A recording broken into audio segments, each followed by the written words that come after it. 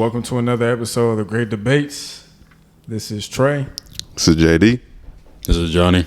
And we just came back from watching the Odyssey, directed and written by Christopher Nolan, one of the greatest directors of our generation and of all time, if we really want to talk about it. But we're just going to give you our first reactions, first reviews, and just our overall outlook on the film, what we liked, what we didn't like, and who would like to go first? Any hot takes? I mean, I don't. Just instant reaction, just walking out of there is. That was an experience. That was an experience, and I feel like that's the case with a lot of Chris Nolan's movies, right? I mean, it really was an epic journey. Like, I felt like I was really on that journey with Odyssey, trying to get back home, and I don't know, just going through everything he went through to get there. You could feel it. And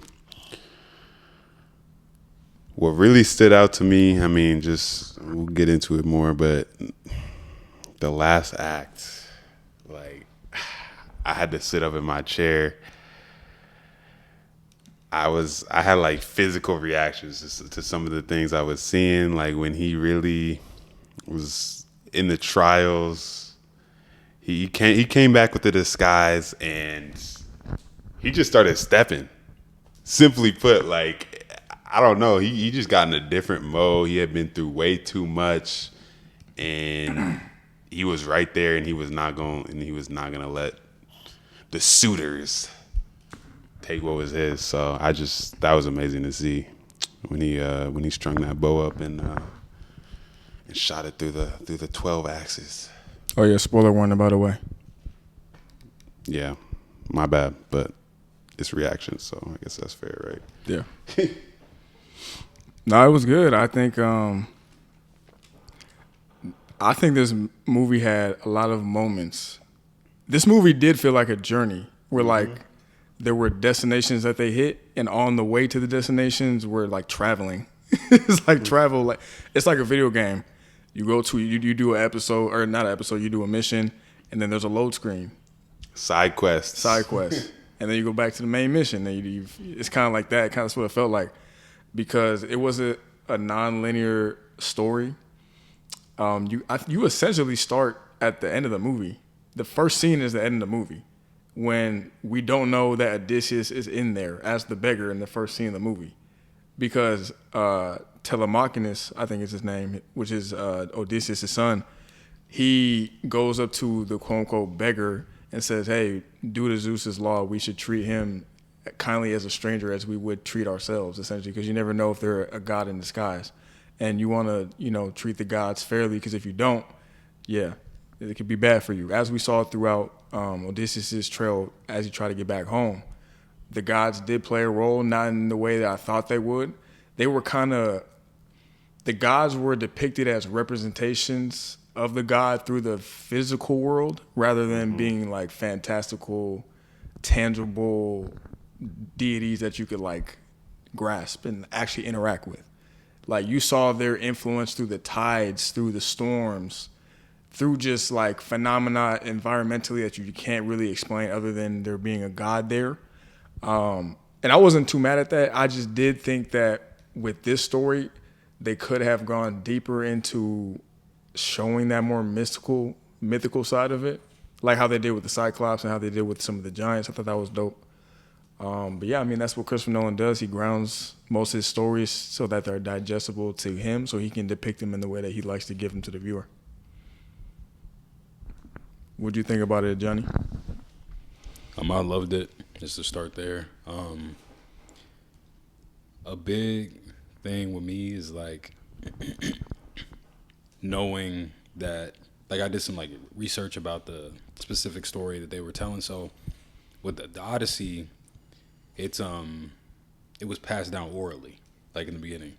And so there's Homer was the first known translation of the story, and then a bunch of people have translated it from his text. Then, because language evolves.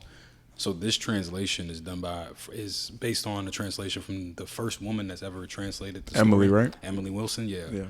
And I could see like where, because I read it, I can see where her like influences in the movie, and I thought that was cool. I also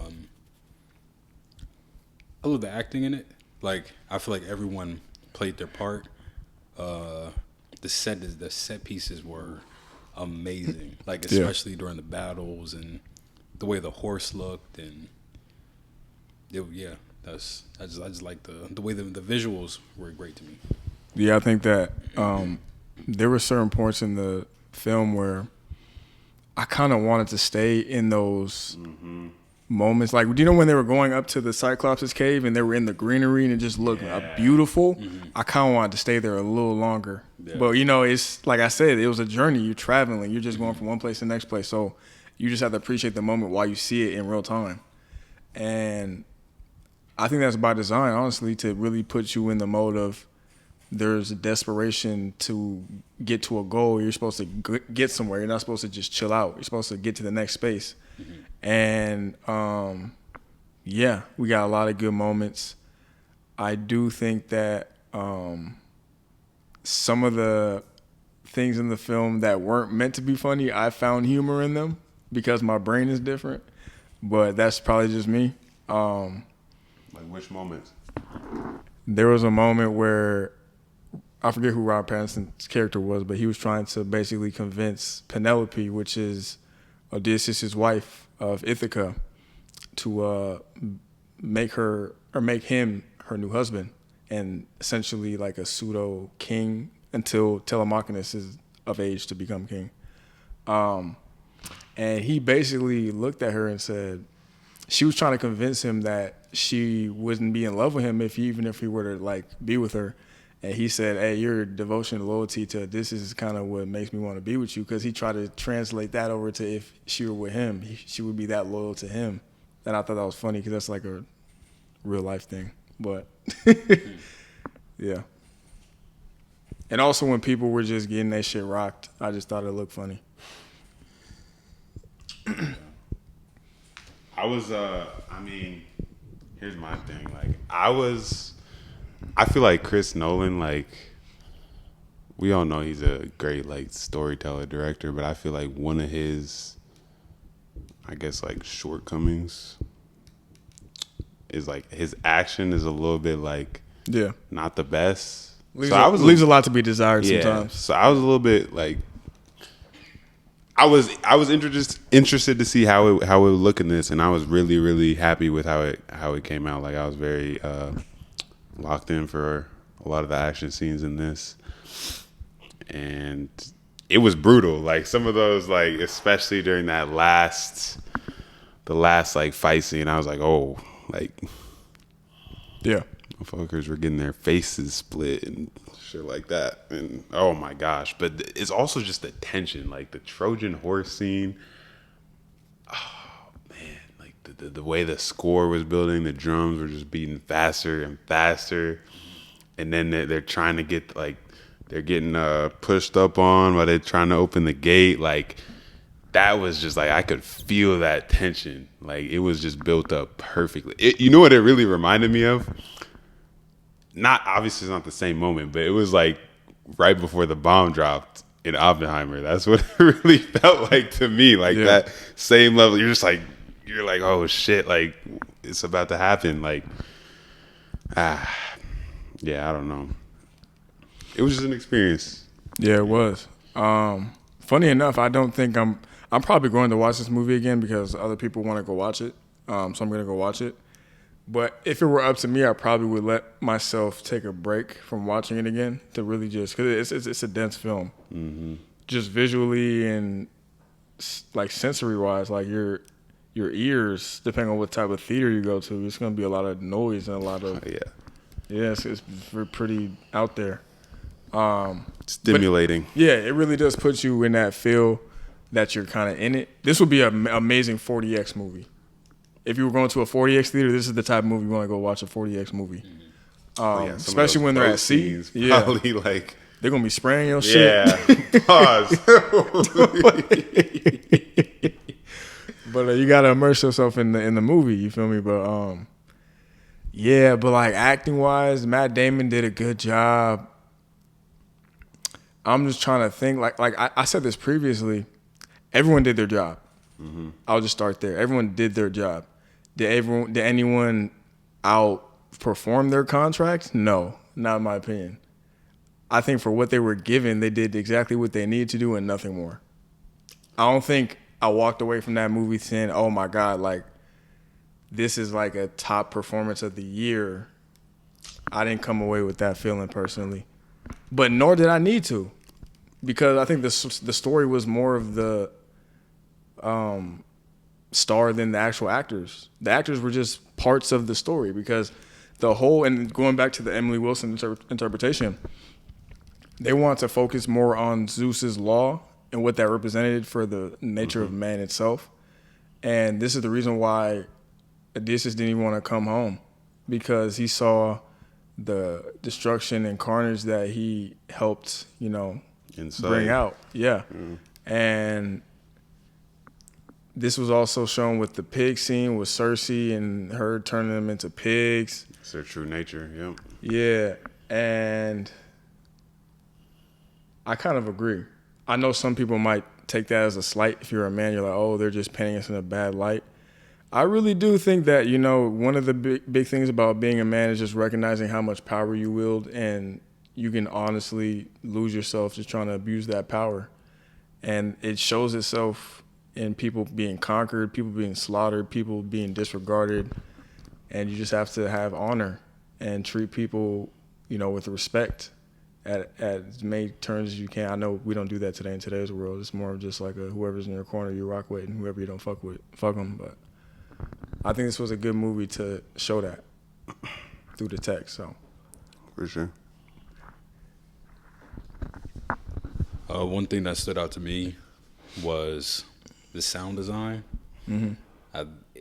Christopher Nolan, he's great at it. He's like this notorious, but this movie, the boat scene when they're in the middle of the ocean, even the visuals, like how dark it was, it just, the anxiety I felt during that scene, like it's something that was unique to like this movie. Like I haven't felt that outside of a horror movie before. So that was like crazy. Like I was like scared. You could feel that isolation. You could feel in the middle of the ocean. Yeah. And like you couldn't. The thing, like I've been on cruises before, is like when you're out there, you can't see shit. Yeah. So it's like they don't know what's happening, and his boat's breaking. People are dying. Things are falling on them, breaking their legs. And another thing is like most stories don't do this. The only like Game of Thrones was really good at in the earlier seasons, making you feel how long journeys are. Mm-hmm. Yep. And that trek from the north of the King's Landing, that shit took weeks. And like that was really impressive to me, specifically because this movie was only 4 hours. Like you didn't have episodes and episodes to build that up. Like you had to like convey that feeling within a few scenes. Like even like his beard was growing. Each island they were at. Yeah. Hey, you know what's actually crazy about that, Johnny? I did not know this until I learned about it through this movie.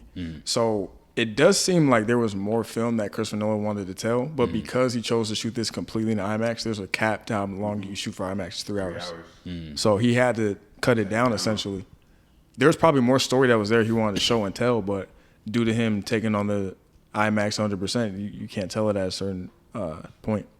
Wait, why can you only do 3 hours? Actually, I don't even know, but I think it overheats. Yeah, there's something, the technical difficulty, something with the technology. Like if you're in the theater, like actually the roll. The projector. Like, okay. Yeah, I think so. No longer than 3 hours. Okay.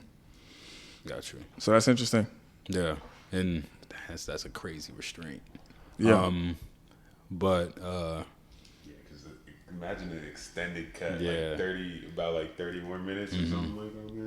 Yeah, but yeah, he's just Christopher Nolan's goated. Like we all know this. My favorite like scene in the movie, I guess I'd say, is the end with the bow. Like just him stringing that bow at the end. Like that was like the peak of the movie for me.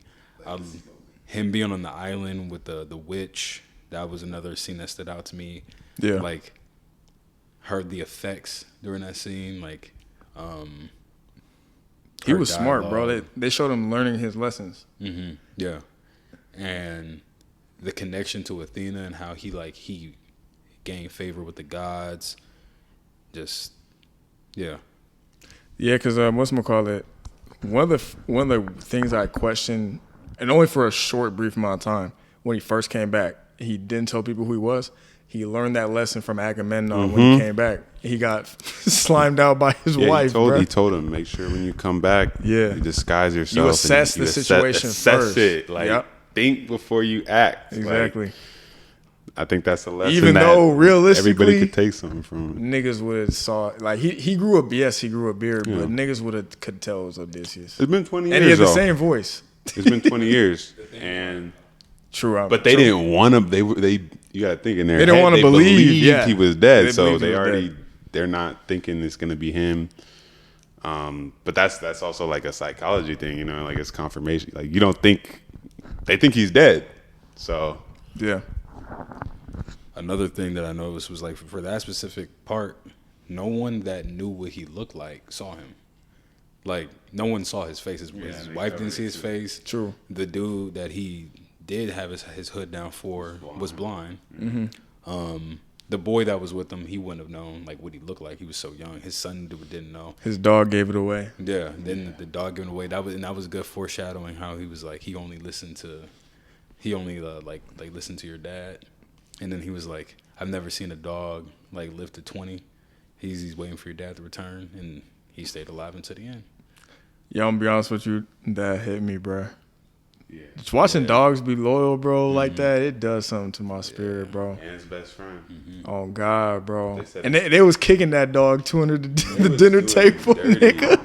But they said Odysseus was like, you know, ancient Greek John Wick when his dog got killed. So. Oh yeah. He patted his dog on the head. He said, "Hey, you rode out with me to the end. You my dog. Now it's up for these niggas." Yeah. And like, what are some like? Nigga had the hoodie on, hoodie mellow. Like, come on, bruh. I like how they didn't make they didn't make things too fantastical if they weren't fully gonna commit to it. Like. Wow. Yeah. I like how like the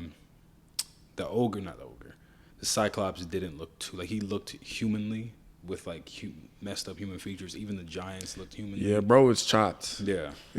But I don't like when movies with fantastical elements don't fully commit. And I liked how he knew like, okay, like I'm not gonna fully commit to this, so I'm gonna hold back like the in a lot of the translations, the cows were golden cows, and I like how they kept that part grounded because like I feel like it takes me out of the element of like the fantasy when things are consistent.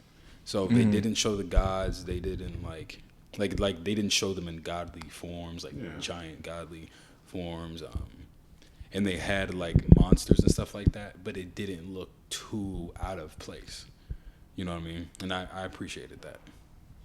Well, the thing is, like, I think I was listening to an interview or something. He said, like, his goal was to have, they see Poseidon when they're in the boat and everything.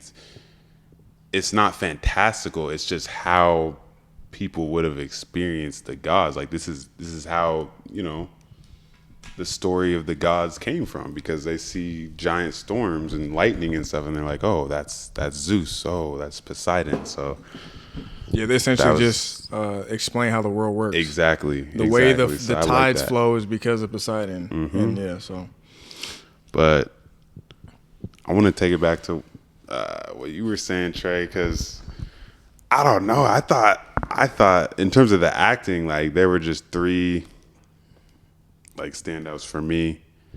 Number one, Robert Pattinson. But I see what you're saying. Like, there were no like elite. Like, okay, I agree. Like, no one like outperformed their contracts. But standouts. Robert Pattinson as what is it? Antinuous. Yeah. Anne Hathaway, Penelope, Matt Damon. obviously Odysseus, but No Tom Antinous, Holland? he was good. I think those three were like on a different No level. John Bernthal? Yeah. I mean, he just Yeah. plays John Bernthal. in Yeah, every I was movie, gonna though. say honestly because I've been watching Punisher and I'm not gonna lie, it was kind of the same, like not, but it worked for that role, of course. But I was like, okay, didn't see nothing too different from that. But yeah, just Antinous, just his whole like just snaky like attitude. It really reminded me of Littlefinger from Game of Thrones, just like that kind of backstabbing, like in the working in the shadows type shit. Anne Hathaway, obviously, you know, she's dealing with her loss and how she should move on. So, Nigga, she was ready to give that shit up out of spite. literally. And then, but yeah, my favorite scene with her was when she was really like, when she was about to snap finally after 20 years. Honestly, respect to her, but she's talking to Telemachus and she kind of goes off on him. That was a good scene. And then my favorite part from Odysseus, honestly, was when he was listening to the sirens. And he was just like struggling, like, let me go. That was one of the funniest scenes for me because Asian Brody in the front, like Brody took out his earwax and just was like, yeah, I'm about to risk it all. I'm about to spend a bag on these hoes. No, I'm playing. But we've all like just I've seen niggas do that in real life though. not necessarily. I'm not niggas do specifically that. talking Jump about out, jump women. overboard in real life, nigga. I'm not specifically talking about women, but I'm just saying we've all had moments where it's just there's something we can't resist. It's too powerful. You know what I mean? It's too powerful. And that's just what the sirens are. It's not even necessarily just lust, but it's just any type of real vice or anything that's just like so powerful that it calls to you, you know? Bro, he had 4 niggas try to take him from jumping in off. He broke them niggas off like he was Derrick Henry, nigga. Oh God! He would have dusted Phelps for the gold. Oh God! Nigga was swimming. With armor on too, like he wasn't in. He did have armor on. I forgot. And it's crazy, like they just watched that nigga go to his demise. They were about to do nothing else. Cause bruh, it's like them sirens. You can't play with them sirens, bruh. And an underrated performance from me is just like it's not like it was such a short scene, but Elliot Page when they were on the island in hell and she was talking to him or he's talking to him and then he was like did you not like you didn't believe in me like I would have kept your promise to the end. And then he was like, you could see like he felt bad, but he knew that that's what he had to do. Like it was like the sacrifice, but you could see how betrayed he felt. And he was like do me this last honor, and how he kept that promise at the end. I felt like John Leguizamo playing Eumaeus, like the blind friend, like he had a great performance too throughout the movie. Just there was a good amount of strong performances, but I understand what you're saying where there was no like standout, no killing, no like there was no Cillian Murphy in this movie, like. But I felt like Matt Damon's performance to me was so strong, but because it really I could really see how he was like developing throughout that, like how he was really like he had to come to terms with essentially what you know. What you find out at the end, what he had done, essentially. And then like when they finally revealed, like it kind of like had, like to me like a part of the story was like the traumas of war, and how he finally like was able to tell the full story and how he like finally allowed himself to remember it. When he like at the end, you see like what was causing how his perspective of like we betrayed the laws of Zeus and we. Right.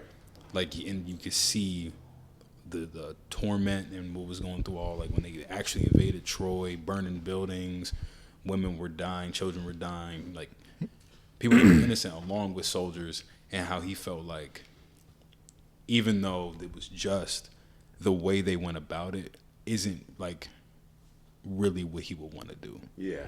And that's There's just 2 points I want to.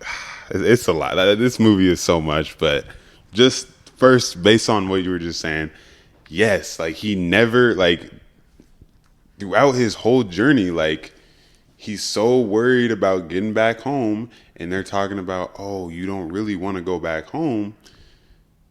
It's because he's internalizing like his struggle, but he never got the chance to even reflect on what had happened. And and this is one thing that Chris Nolan, like this is like a big thing for him, like the concept of like memories and like, you know, how we remember them, what's accurate, things like that. And that's another big theme of this story, because it's like he's so locked in on this journey home that he doesn't have time to like think and remember. He's stuck with Calypso for 7 years. She's giving him the lotus flower. He doesn't remember even why he's so avoiding this.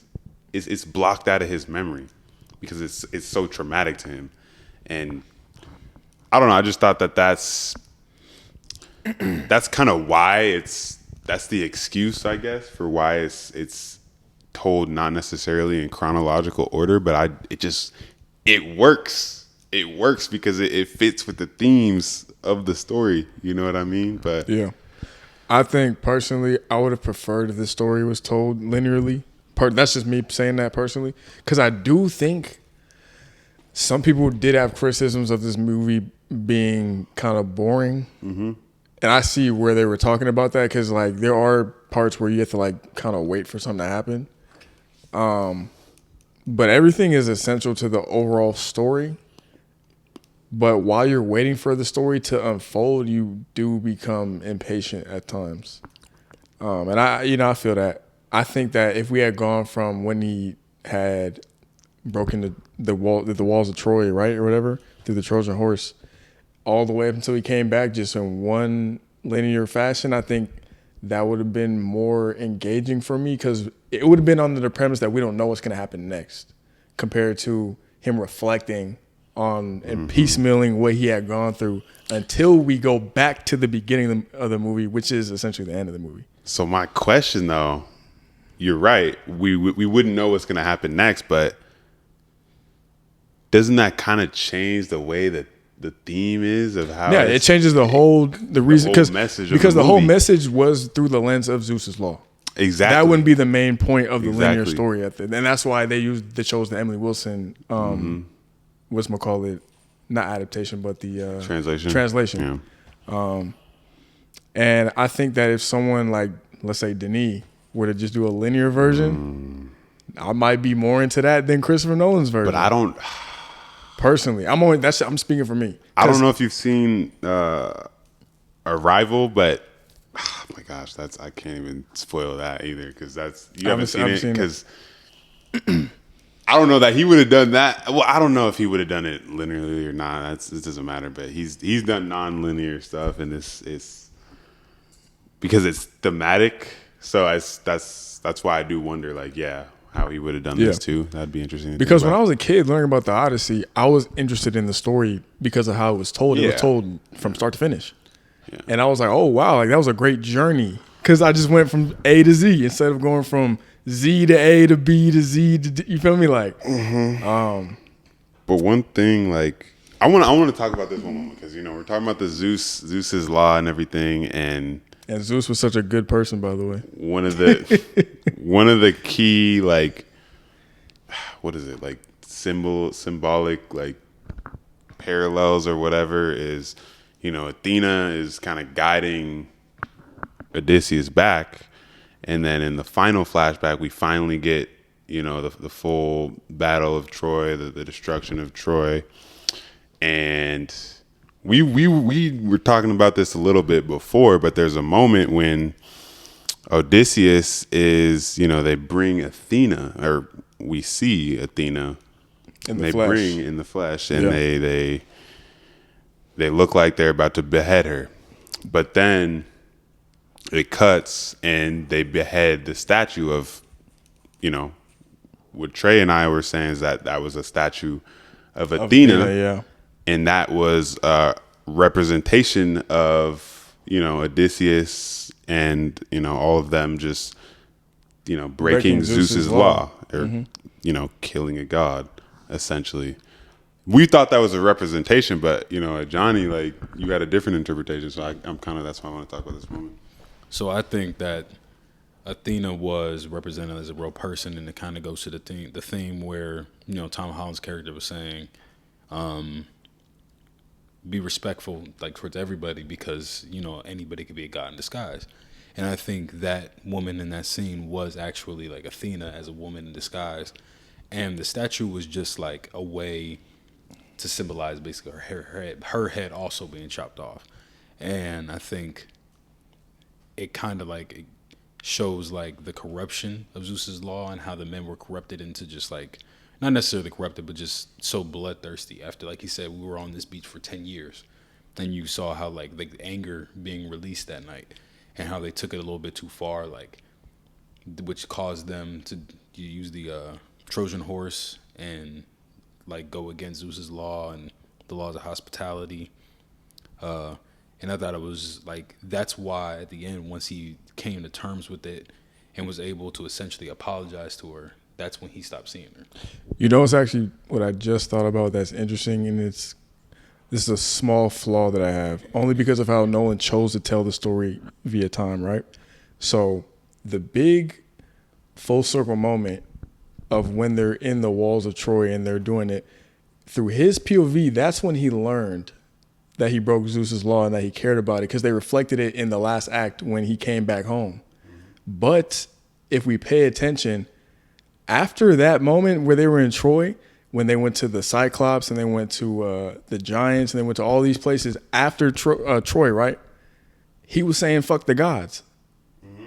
So that didn't make sense to me, because they brought up the moment when he was in Troy and he realized what he had done. But then all those moments after Troy, he was like, fuck the gods, and putting his men at risk.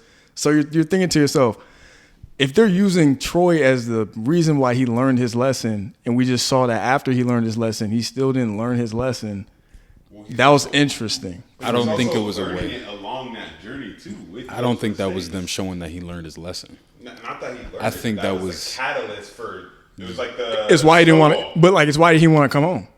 Yeah, I think it was.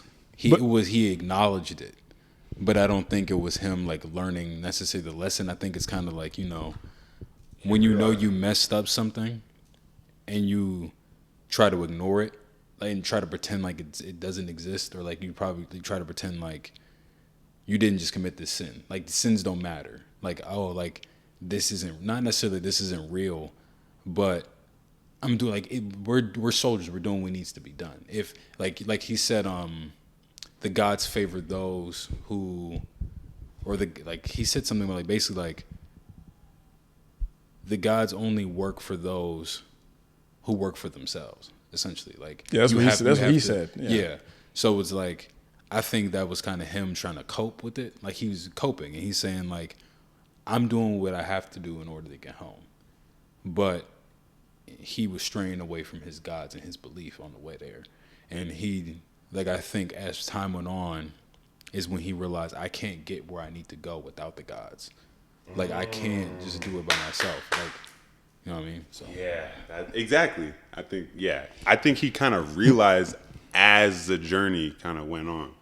That's how I interpreted what's so crazy about that though? Like, there were two main instances where he kind of gave up his belief and just deferred.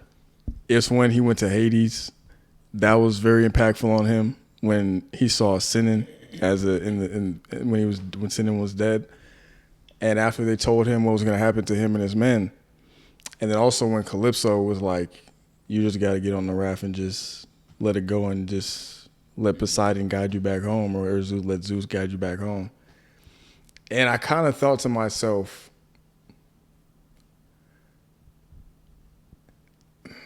so fate, right? When someone tells you what's going to happen, it's different than you not knowing what's going to happen, and now you have to make a choice based on you not knowing what happens. But if you know what's going to happen because it's ordained, it kind of is taken away from you. So like, you could think that you made a decision to try and, circumvent it. Like, that's why he said, I'm going to try and not outsmart the gods, but I'm going to outwill the gods, essentially. oh, all my men are going to make it, even though I was told they're not going to make it. Even after the Hades thing, he still thought he could get it done. He couldn't get it done. At what point to y'all, outside of him eating the lotus flower and being at the beach for 7 years, did he determine himself that, okay, this is the right path? Because if something is already ordained, that kind of takes that away from you at a certain point.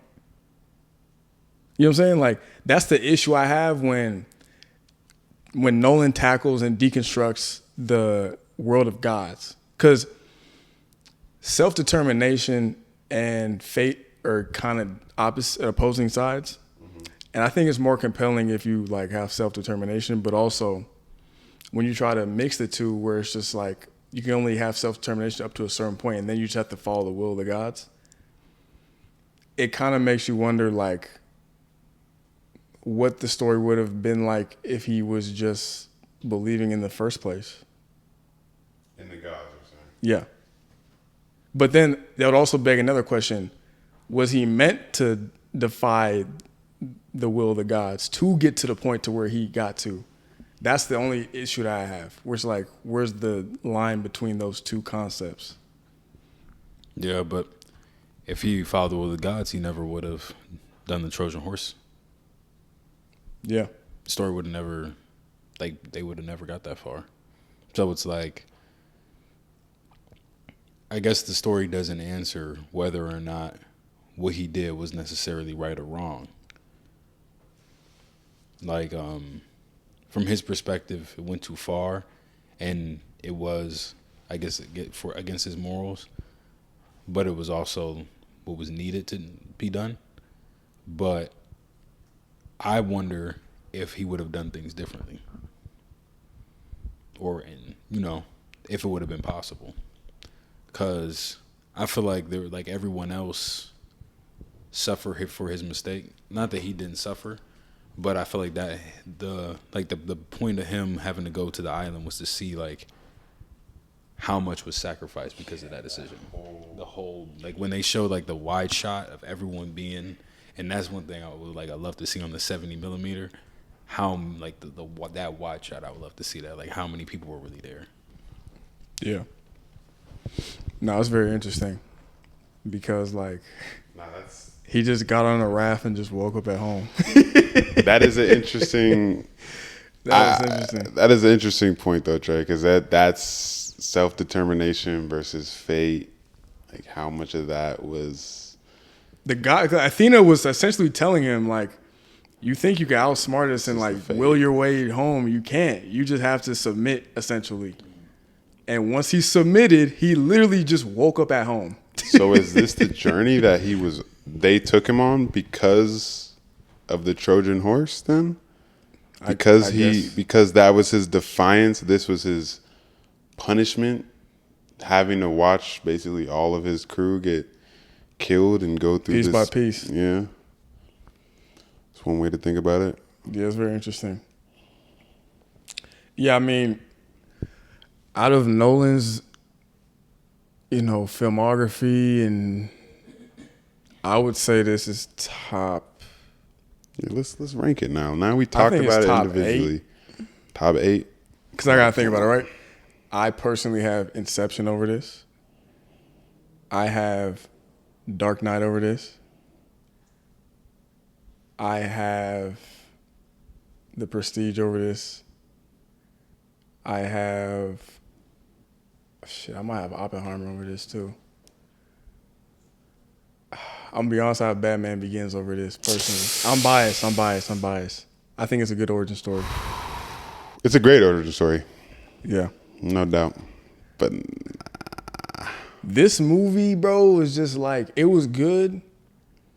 I think because my expectations were so high, it just met them.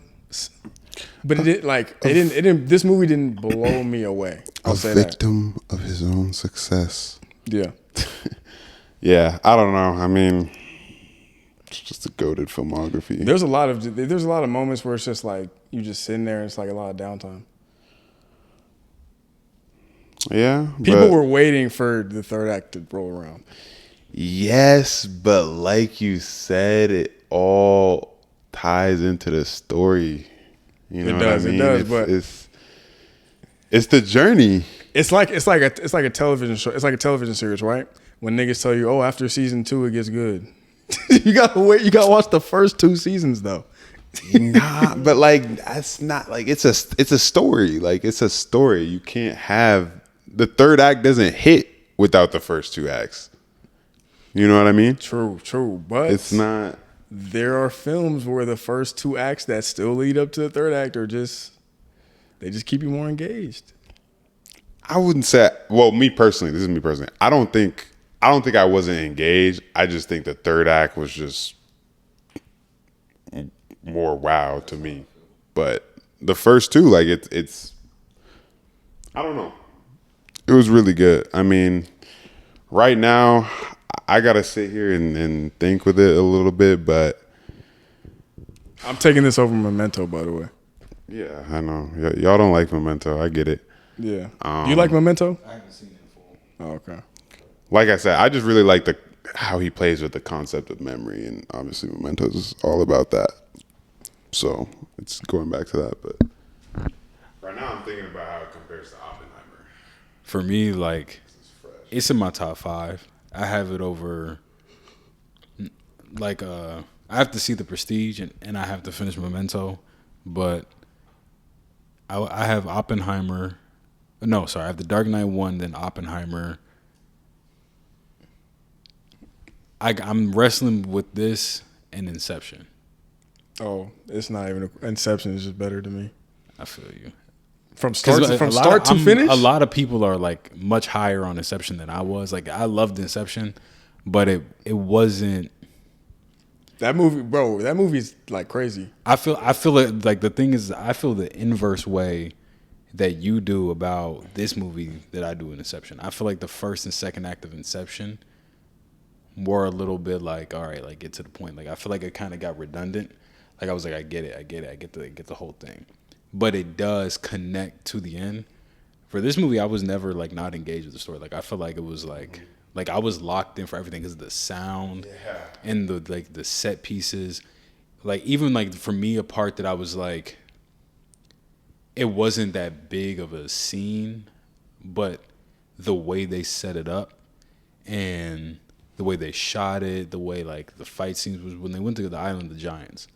That scene was like it wasn't like he learned necessarily a lesson from that part of the movie, or like it really connected that deeply into the story. Yeah, they just fucked up. Yeah, but it was you just fucked up, and it was just like the way they shot it, I was like, damn, like who's gonna get out? How many men are gonna get out? Hey, yeah, that tension was real in that scene when the Brody closed the door and it got dark. Yeah. I was like, oh yeah, I'm in this.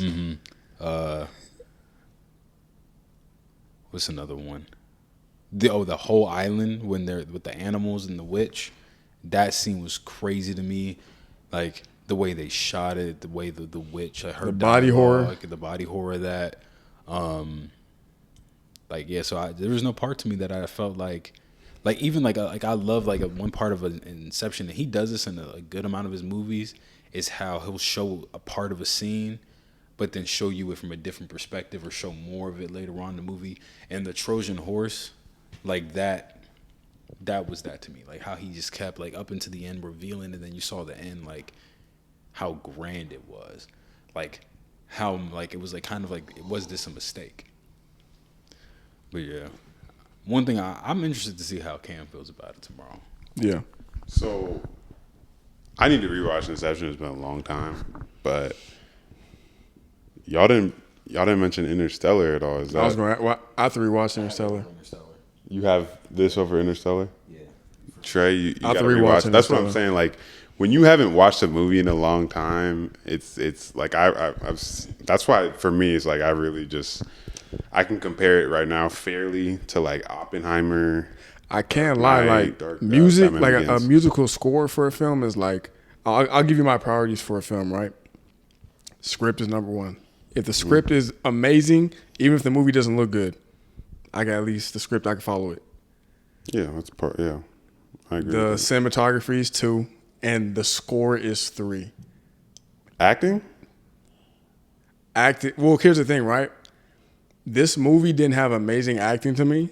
It had acting that basically they like I said they clocked in, they did what they needed to do, and they clocked out. Like So they just did their job. It wasn't great. It wasn't amazing. they acted.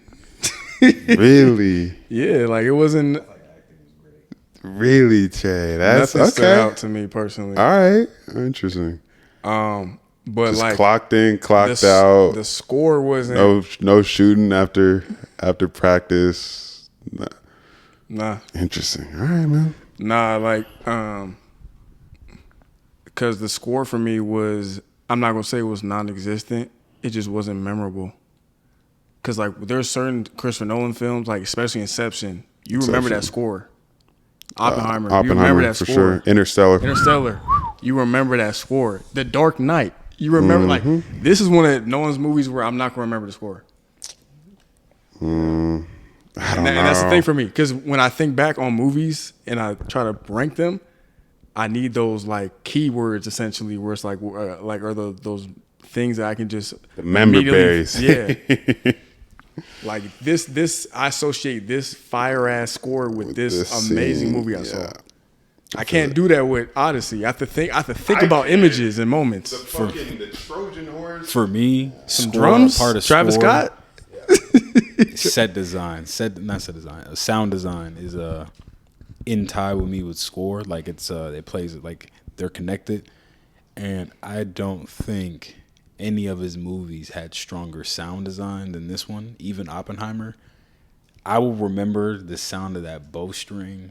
That's like that's cemented. That's certified. The sounds of the waves crashing and the tension, the way they played with sound when they were on the bow, and how the sound changed when they had their ears plugged with wax, and just like it wasn't like it just went silent like completely or like mostly. You could hear as they put the earwax in. It was really like how if you actually put something in your ear, like you know how it's not like immediate. It's like that, like kind of like you feel it gets like as you like it's a split second, but as you're pushing something in your ear, it really felt like I put something in my ear. Yeah, I agree with you. I think that's the difference. I feel like this movie you were in it. His other movies you just watch them. Yeah, like, I felt like I was a member of his crew. Exactly. And that's the difference for me. I prefer watching it. Like I prefer being on the outside just watching it compared to me feeling like I'm in the boat with them niggas. Yeah, it felt like a second person POV movie. Yeah. Like Memento. Another reason why I kind of don't like that. I don't like going from. It is literally. See, that's the thing, Trey. I'm the opposite. Like I like when you feel like you get the perspective of the person because it's different. It's different. I want to feel like this is like an actual like production. This felt like I was a part of it. Yeah. You feel me? Like I'll say it like this, right? Do you know how some people, well, I'm not gonna say like to be lied to, but kind of like you like people to put on a show for you. You know what I'm saying? Yeah. Like you like to sit back. The music is in, the acting is in. You know it's fake, but it's so good that you kind of don't think it's fake. You know what I'm saying? Mm-hmm. Kind of like that. Compared to we're actually we're reliving these moments in real time, and I'm with you going through all these trials and tribulations. That's just my personal preference. It's just a preference. Yeah. Yeah, man. But yeah, that's those are just the first thoughts. This is We're gonna let it sit. Yeah, we gotta let that one marinate. But out of 10, what do y'all give it?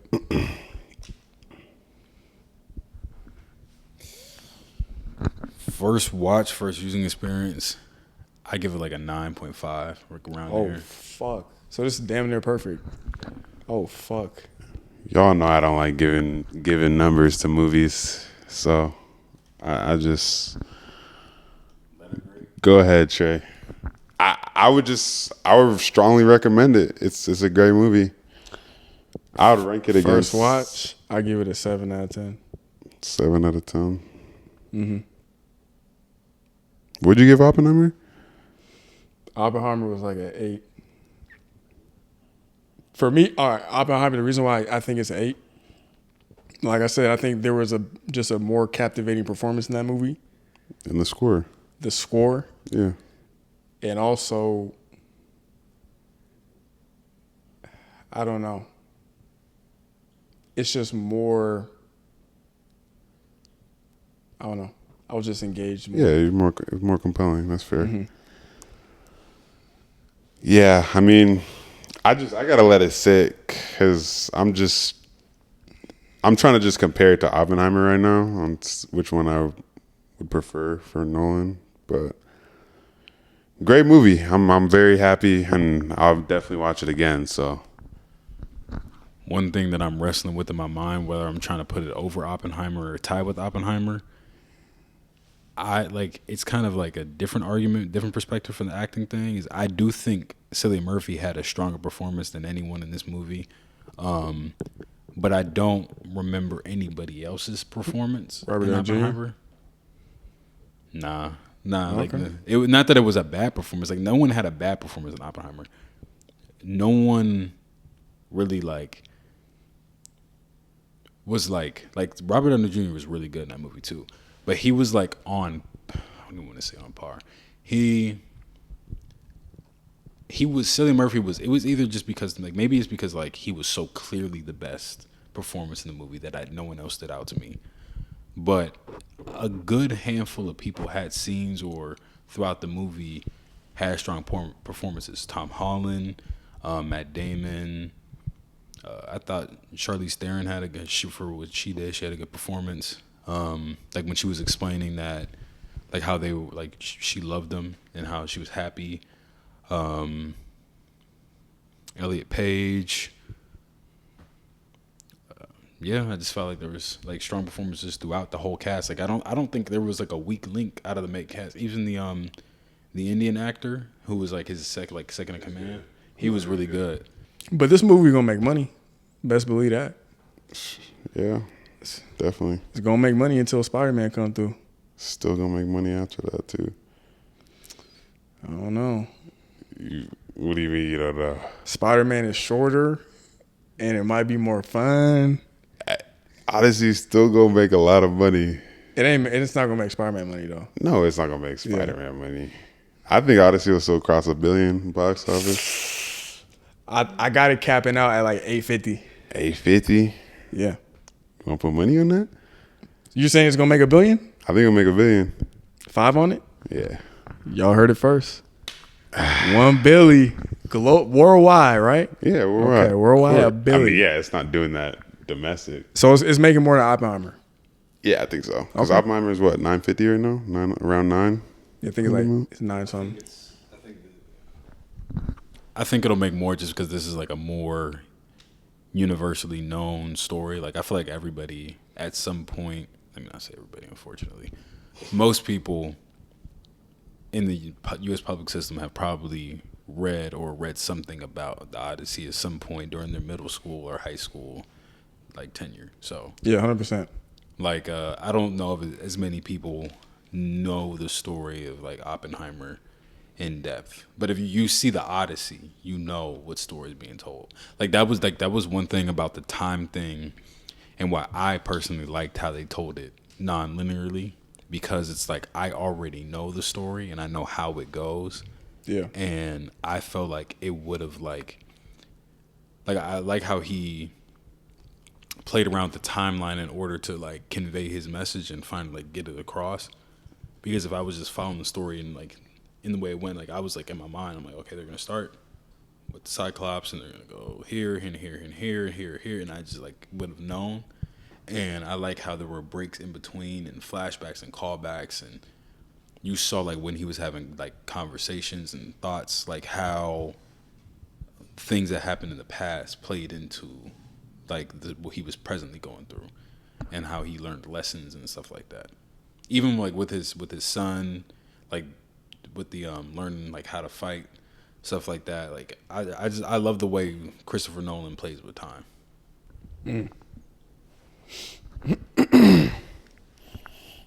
No, it was a good entry. For sure. Any closing thoughts? Go see the movie. Go see My the bad. movie, man. Go form your own opinions. You're gonna find everything online. If you look online for it, you're gonna find people saying it's a masterpiece. You're gonna say people it's boring and that it's mid, but Go figure it out for yourself. Would y'all call it a masterpiece? Yeah. So it's better. So this is better than Obsession. No. I agree. I think Obsession was better. I got Obsession over it too right now, but to me, it's also just like when you I could ramble. Chris Nolan did all that When just you to take- not be better than Obsession. Because when you for me, I love when you take a simple story and you just make it, you perfect it, and that's what Obsession was. So to me, I mean, not like that's, I don't know, Obsession was an original story, and that's what it has going for it. original too. I think that they were both like, I'd probably quality wise. I'll say like quality wise, they're in the same tier for me, like in terms of film. But with the lack of prior knowledge about what was going to happen made Obsession more engaging, and I also am a bigger fan of horror than this is like drama and like biopics and stuff Adventure like that. So type, yeah. So that just like it engaged me more. So Obsession to me was like that. That's a 10 out of 10 modern horror film to me. I'm gonna keep it lit with y'all too. I think this movie is so made for the movies that I would not watch this on a regular TV. Yeah, I was saying, like, I don't know if this movie would hit the same if I didn't have a surround sound If it was system. on streaming, oh GG's. Like specifically like the bowstringing in the boat. Like those Yeah, scenes you will have not to be hit in the same. theater Like, with the Dolby joints. yeah. Like, I'm not gonna lie, I'm thinking about how I know there's gonna be millions of people that are watching this shit on like an airplane. Like that shit not gonna hit, bro. It's No, just not gonna hit, or Hell on their no. phones.